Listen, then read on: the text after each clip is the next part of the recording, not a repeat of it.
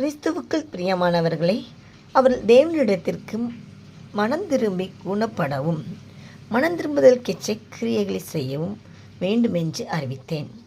பிரியமானவர்களே, இந்த காலை வேளையில் அவர் 2 காரியத்தை இதில் சொல்லியிருக்கிறார். மனம் திரும்பி குணப்படணும். 2வது, மனம் திரும்புதலுக்கேற்ற கிரியைகளை நாம் செய்ய வேண்டும். அப்போனா பாவம் என்கிறது என்னது? ஒரு வியாதி போல.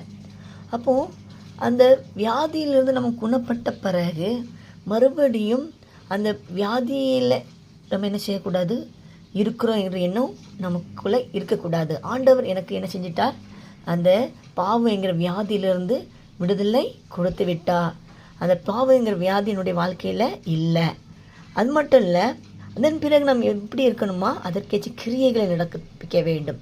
நான் விடுதலையாக்கப்பட்டு விட்டேன், அதற்கேற்ற கிரியைகளை நான் என்ன செய்வேன்? நடப்பிப்பேன்.